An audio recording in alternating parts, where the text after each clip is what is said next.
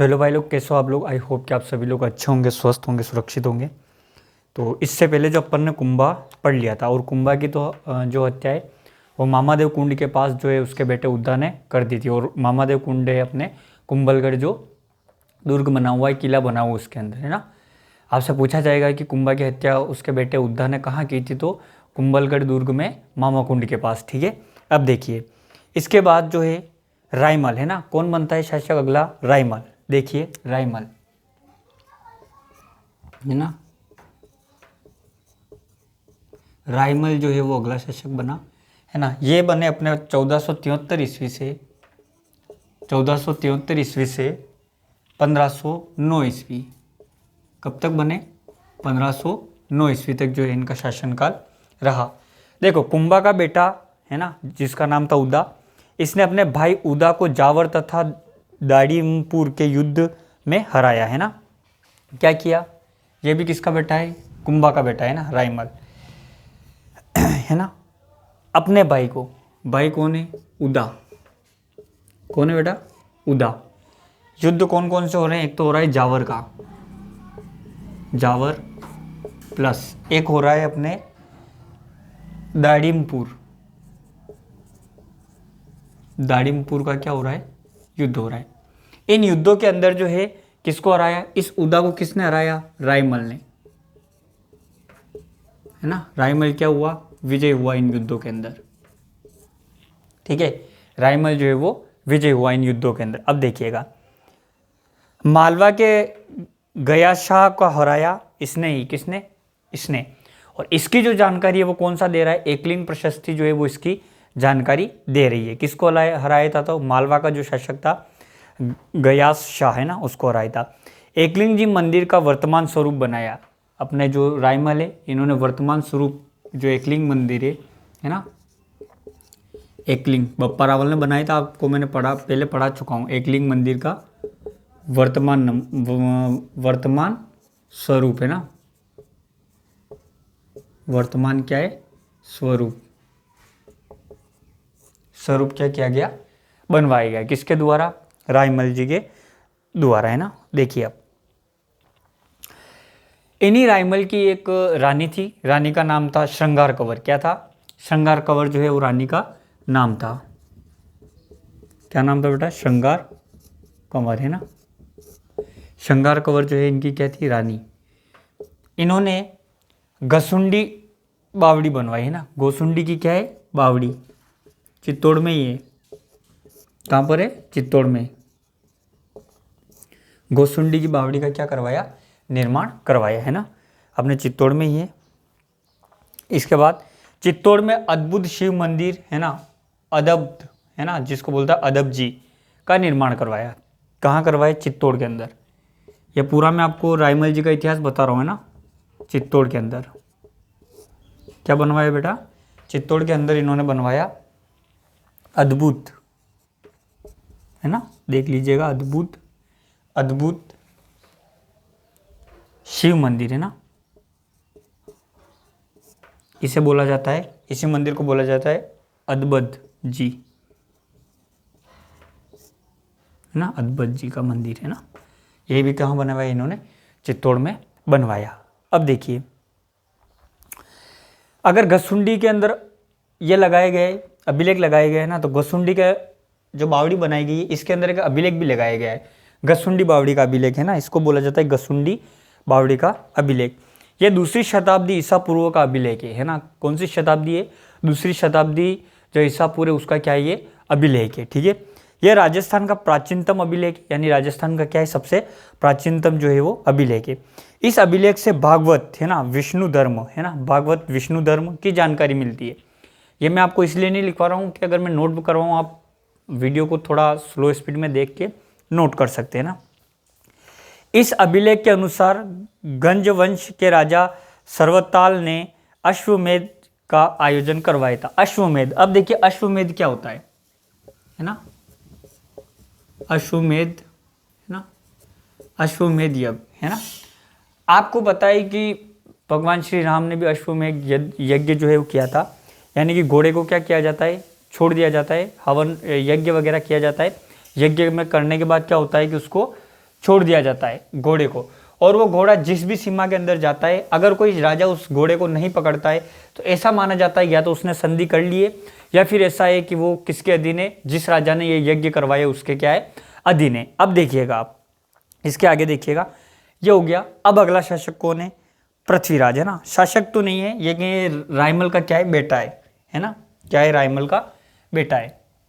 देखो राणा सांगा और ये 3 भाई थे ना, जयमल और ये अपने क्या नाम है, पृथ्वीराज और सांगा, ये सब किसके, अपने रायमल जी के क्या थे, बेटे थे। ठीक है, इन बात का थोड़ा आप ध्यान रखें।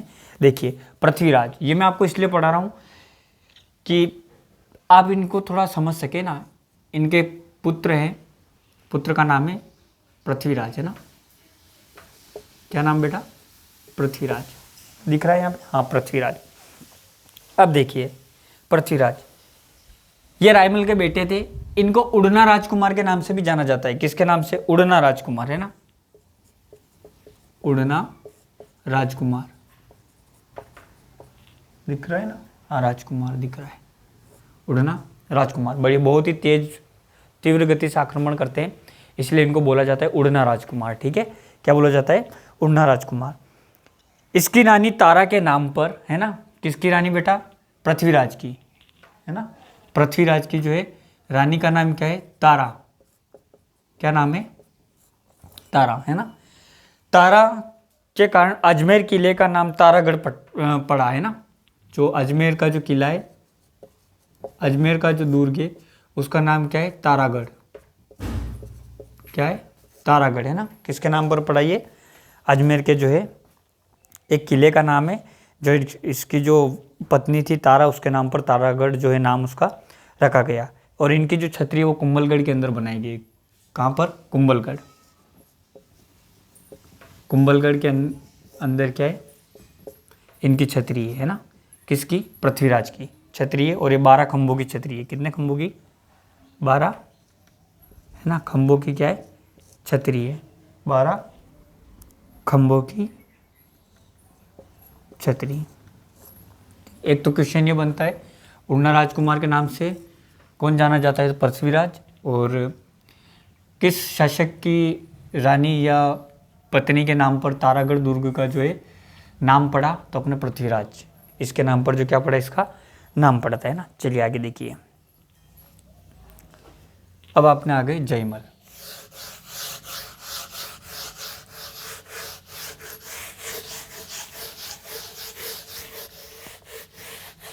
है ना, जयमल, ये भी रायमल के क्या थे, बेटे थे, जयमल।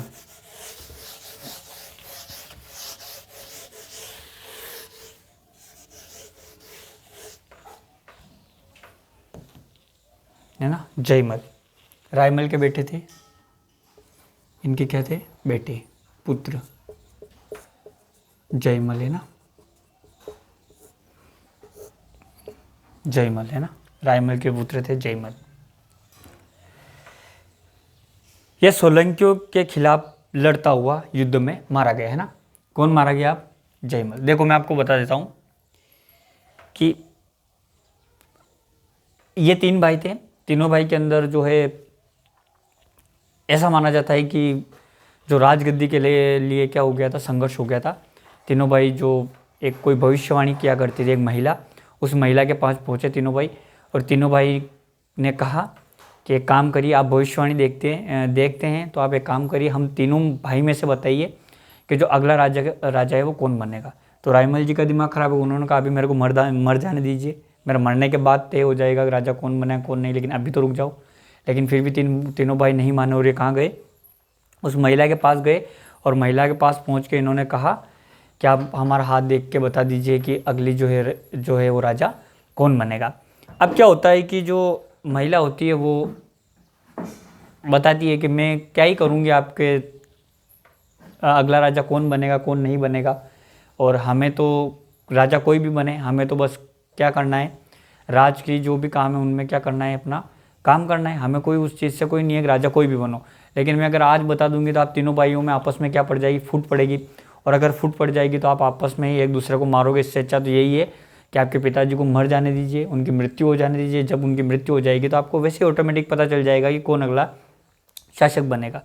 तो ये जो है जो रायमल थे ये थोड़े तेज प्रवृत्ति के रहे, तो इन्होंने तुरंत तलवार निकाली और उस बुढ़िया को बोला कि तू बता रही है क्या, तेरी गर्दन उड़ा दूंगा मैं भी, है ना। तब बुढ़िया गुस्सा आ गया, उन्होंने कहा तू तो नहीं बनेगा, ठीक है।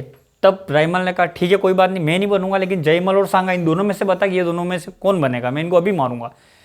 तो बुढ़िया जो थी उसने ऐसे ही बोल दिया कि भाई ये कि सांगा बनेगा। तो सब दोनों भाई जो है वो सांगा पे टूट पड़े और इतनी लड़ाई में उसका क्या हो गया, एक आँख फूट गई और वो जो है किसी भी तरीके से भाग पिला के कहाँ चला गया, अपने इधर जो है मारवाड़ की तरफ भाग गया वो, है ना, सांगा। अब इसके बाद क्या हो गया कि अपने ये जो थे रायमल, ये रायमल भी ऐसे ही युद्धों में और ऐसे बिजी रहे, इनका भी मृत्यु हो गई। और अपने जो ये जयमल थे ये सोलंकियों के खिलाफ क्या हो गए, मारे गए। फिर इसके बाद अब एंट्री किसकी हो गई, जो है वो सांगा की एंट्री हो गई ना। तो देखिएगा ये सोलंकियों के खिलाफ क्या हुए, युद्ध में मारे गए ना। सोलंकियों से क्या हुआ,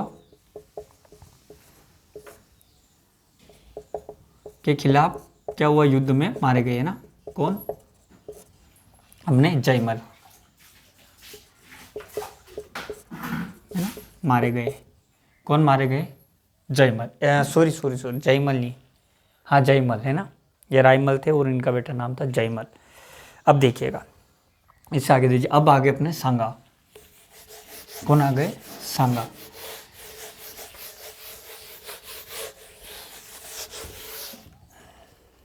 सांगा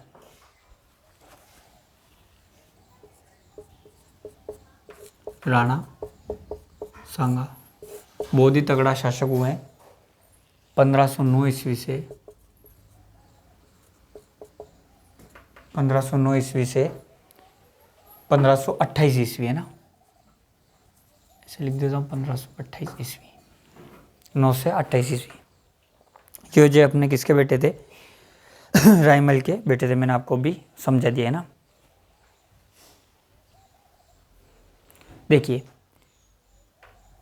ये जो है ये भी रायमल के ही क्या थे, पुत्र थे। अब देखिए अपने भाइयों से विवाद होने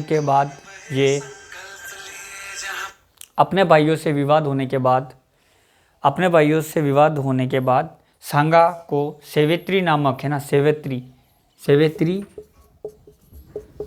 सेवेंत्री, है ना, ये अपने है राजसमंद के अंदर, कहाँ है, कहाँ पर है, राजसमंद के अंदर क्या है, एक स्थान है सेवेंत्री। गांव में बिदा जेत मलोत, है ना, किसके पास गई है,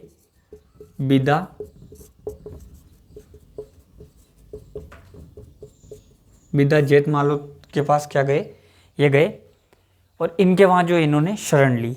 अब इनको जैसे जैसे ही पता चला कि भाई के जो जयमल है वो इन सलूयों के खिलाफ मारा गया है, तो अब तो कोई न कोई मेवाड़ का शासक बनना चाहिए। तो ये फिर वापस वहाँ से आए थे ना। करमचंद पवार ने श्रीनगर गांव अजमेर में सांगा को शरण दी। अब देखिए कि ये जैसे जैसे वहाँ से क्या हुए, इनको बचा लिया गया, ठीक है, किसके द्वारा, बिदा जेत मालोत के द्वारा इनको बचा लिया गया ना। अब इसके बाद क्या हो गया कि ये करमचंद पवार जो थे श्रीनगर और गांव जो है कौन सा, श्रीनगर गांव है और ये है अजमेर के अंदर, वहाँ पर इन सांगा को क्या दी गई, शरण दी गई। बचाया किसने, तो अपने बिदा जेत मालोत ने, इन्होंने बचा लिया और इनके बाद जो करमचंद पवार थे इन्होंने इनको शरण दी।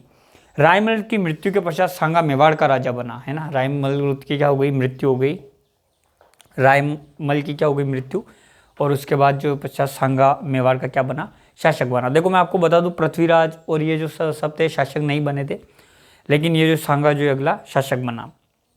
देखिए सांगा के राज तिलक के समय, है ना, अब देख लीजिए आप सांगा के राज तिलक के समय,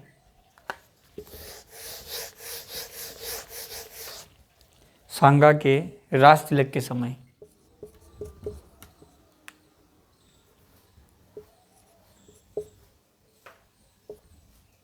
है ना, सांगा के राज तिलक के समय ना,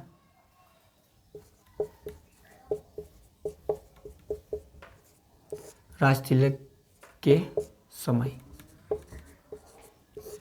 कौन कहाँ का शासक था वो मैं आपको बता रहा हूँ, है ना, कौन कहाँ का। देखिए दिल्ली का कौन था, दिल्ली का था सिकंदर लोदी, सिकंदर लोदी, ये कहाँ का शासक था, तो दिल्ली का, है ना। इसके बाद मालवा का शासक था नासिर शाह,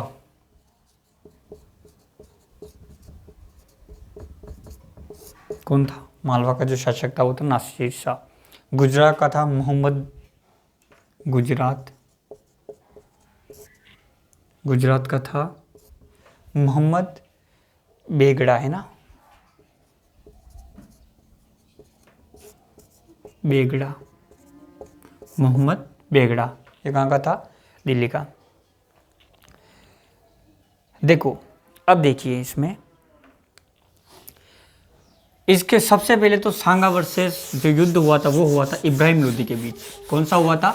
सांगा और जो है वो इब्राहिम लोदी थे, इन दोनों के बीच में 2 युद्ध हुए, है ना। सांगा, इब्राहिम लोदी, है ना, इब्राहिम लोदी। अब देखिए सबसे पहले तो मैं बता दूं इनके बीच में 2 युद्ध हुए, है ना, 2 युद्ध हुए। दोनों युद्धों में सबसे पहले हुआ खातोली,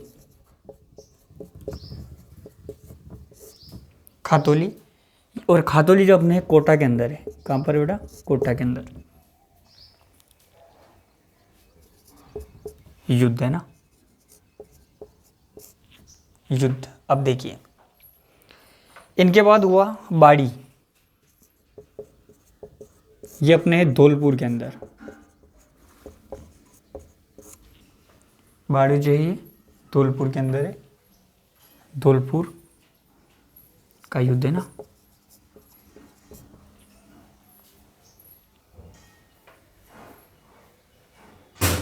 ये जो हुआ ये हुआ 1517 ईस्वी, 1517 ईस्वी, और ये जो हुआ ये हुआ 1518 ईस्वी, 1518 ईस्वी। इन दोनों युद्धों के अंदर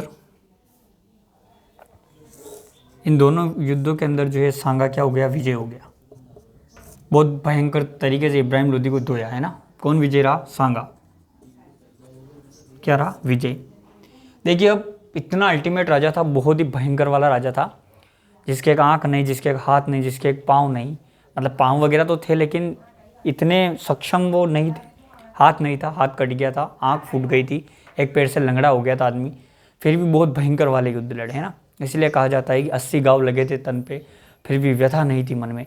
यानी कि इस व्यक्ति को कोई डर भय किसी चीज़ की कोई भी वो नहीं था कि अपना क्या होगा क्या नहीं होगा, क्यों? क्योंकि इसका आधा शरीर तो वैसे ही युद्धों के अंदर जा चुका था, ठीक है। बहुत ही भयंकर युद्ध लड़े इसने, और इन दोनों युद्धों के अंदर जो विजय रहा कौन रहा? सांगा।